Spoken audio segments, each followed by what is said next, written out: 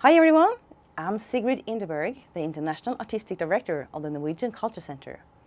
Our guest in Artist Spotlight today is Singapore's King of Swing, the well-known jazz musician Jeremy Monteiro. November 2021 marks the 45th year of his career and gives NCC a great opportunity to congratulate him on this milestone.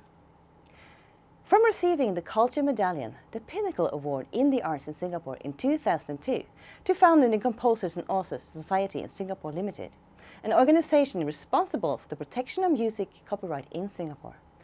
Jeremy has performed all over the world and helped put Singapore on the map in jazz history through his dedicated work and passion for music. We are looking forward to hearing more about his history. Let's welcome Jeremy Monteiro.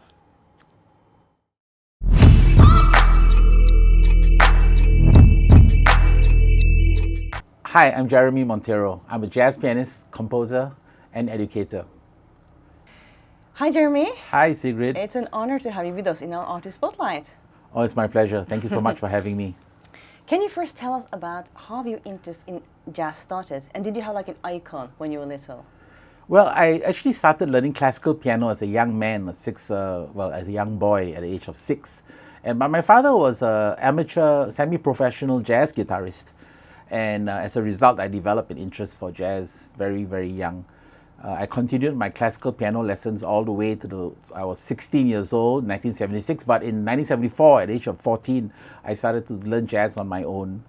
And within 2 years, when I was still 16 and in 1977, I started working as a professional jazz pianist. So that was when you were 16, you went professional? Yes. Yeah. And since that, you've been touring around the world and with big names such as James Moody, Michael Brecker, Charlie Haydn, Ernie Watson, Simon & Garfunkel, to mention a few. Can you share some of the experiences that made a big impact on you as developing as a musician? Well, working with Ernie Watts was very special because our relationship started in 1987 when he came to Singapore for the first time to play.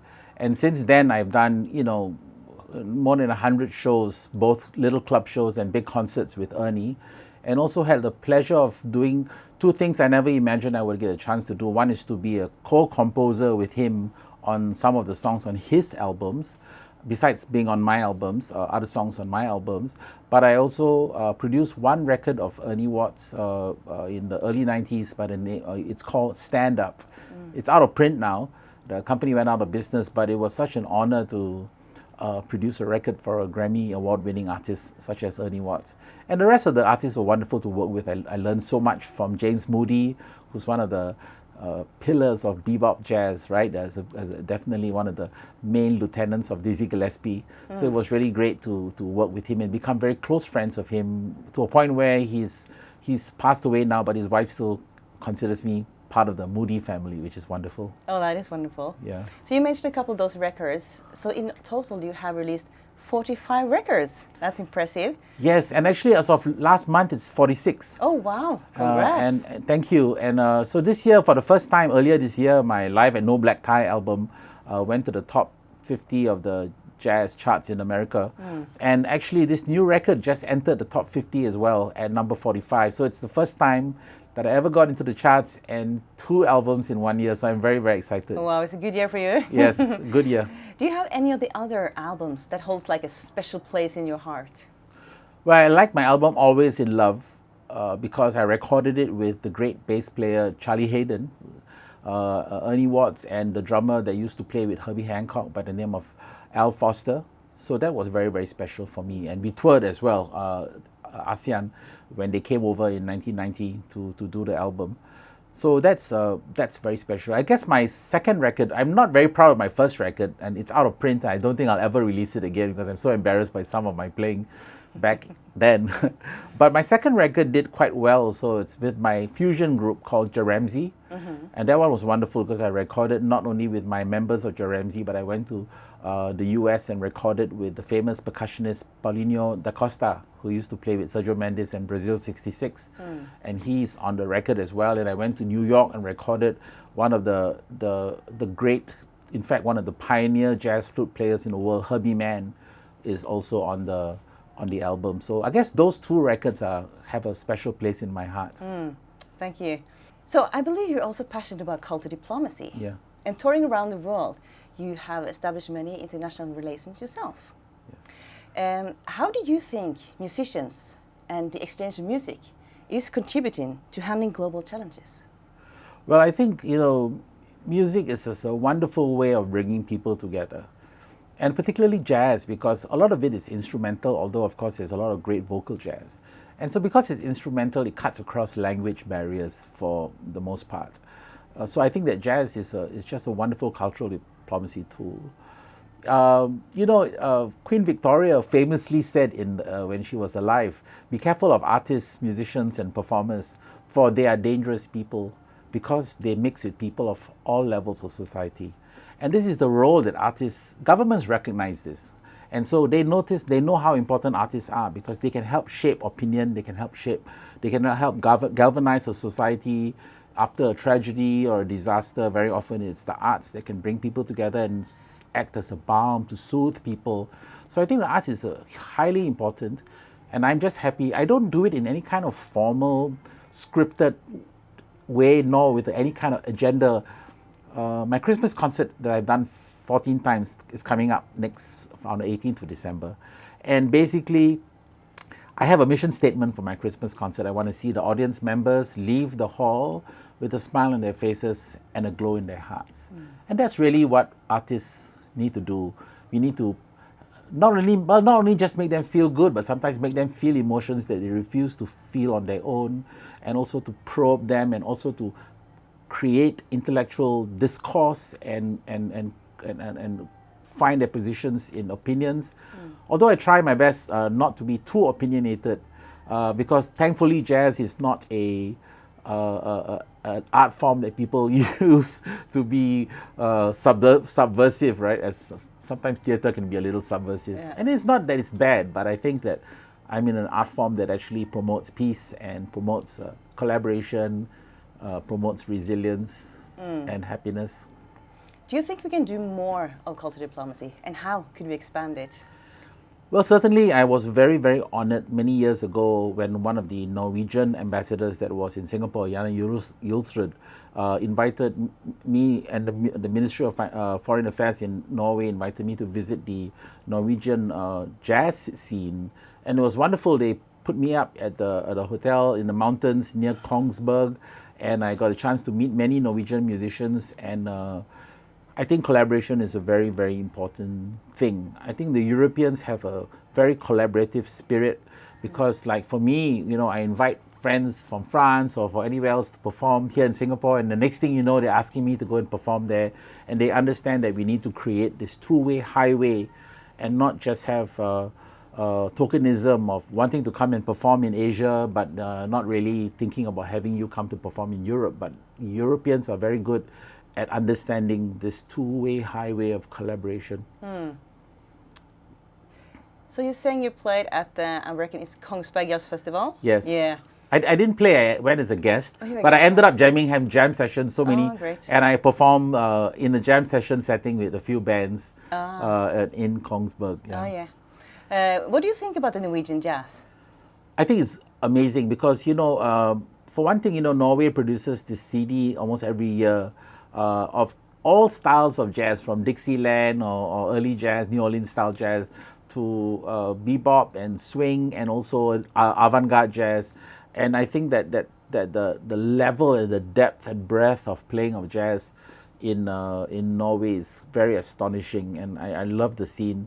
I mean, when I went there, I was told there are 25 jazz festivals a year in Norway. So, Norway is definitely a jazz country.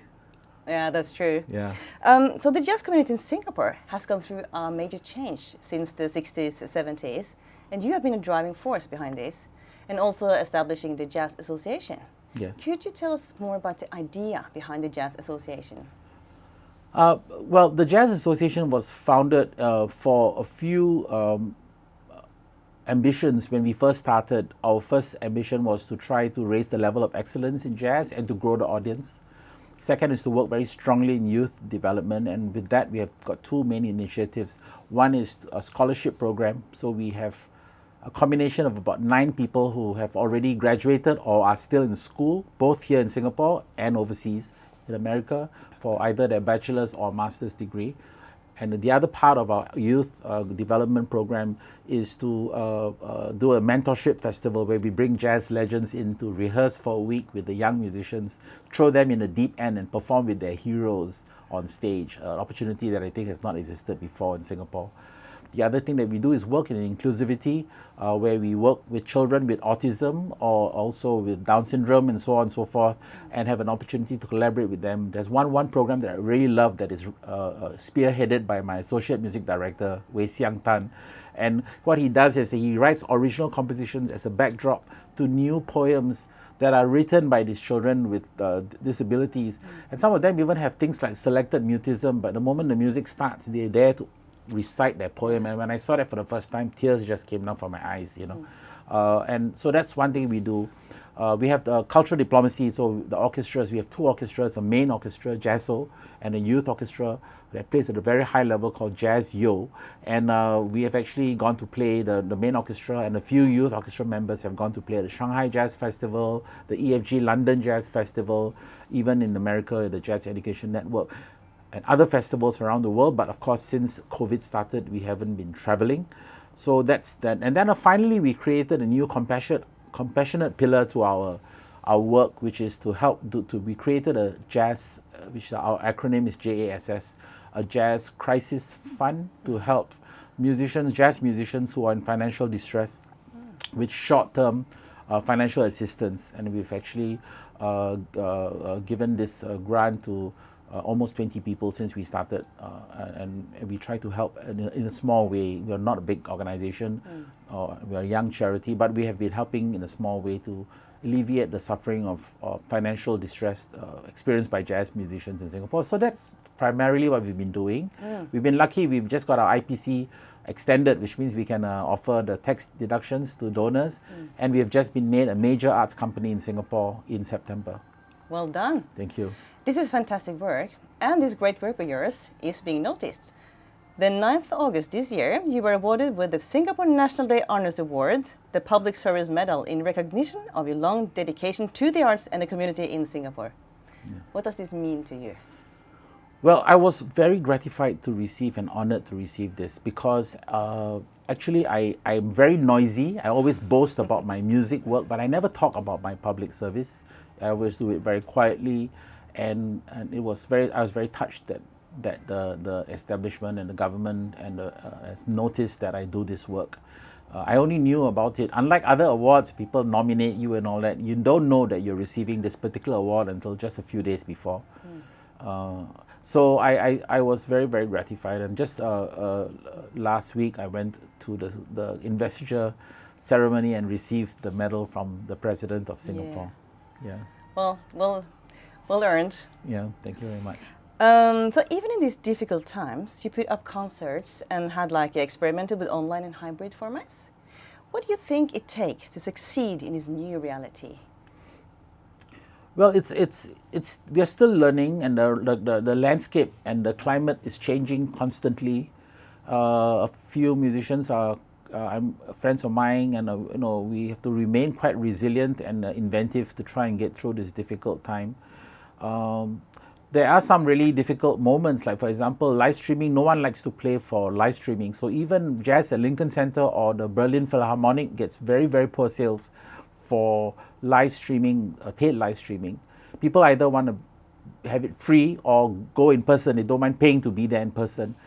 So we are finding that live streaming is actually not going to be lucrative or sustainable as a way of income unless something changes.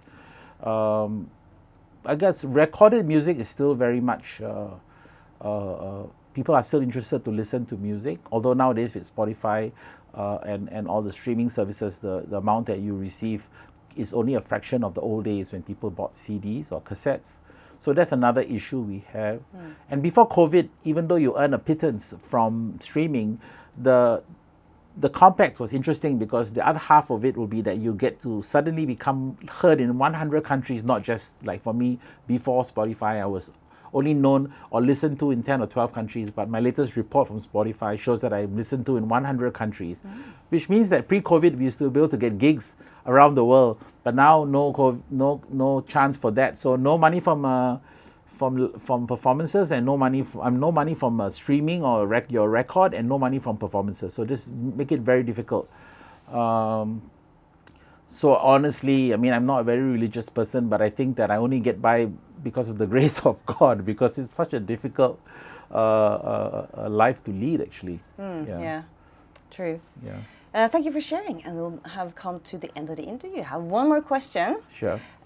For young musicians that wants to become professional jazz musicians, do you have any advice? Well, certainly, many of the young musicians don't need to be told what to do and how to get good, because they are already doing it so well. And one of the reasons that they're doing it so well is this double-edged sword of YouTube, where artists cannot earn any money, but as a result of YouTube, many young artists are able to receive instruction just by watching the masters play and being able to really research and learn their craft. So they should continue doing that. And then one thing that young musicians are very, very averse to, they are quite against self-promotion. They think that it's demeaning, and I guess in a way it is. But if you don't sell yourself, like in the old days, if you were a jazz musician, you have a team of publicists.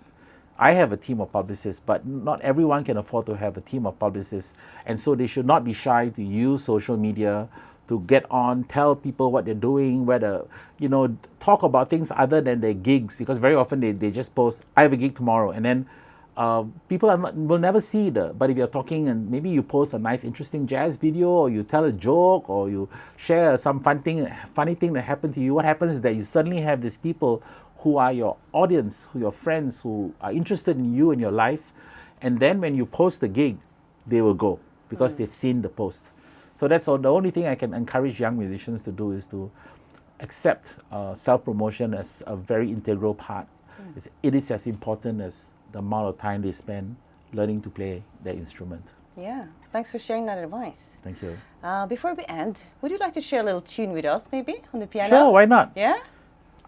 This piano will be good. Okay, let's do it.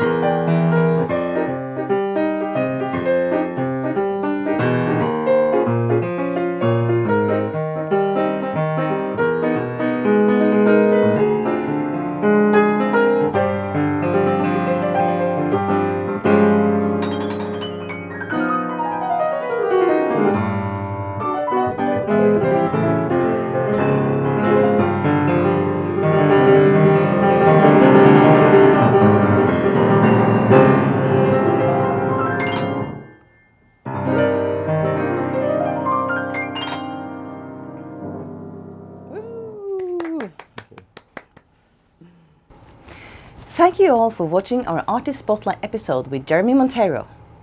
We hope you learned a lot about jazz and intercultural relations. If you would like to know more about Jeremy or listen to his music, you can find him on Spotify and social media channels. Please also check out our other NCC programs with link flashed on your screen. I'm Sigrid Indberg. Hope to see you next time. Bye!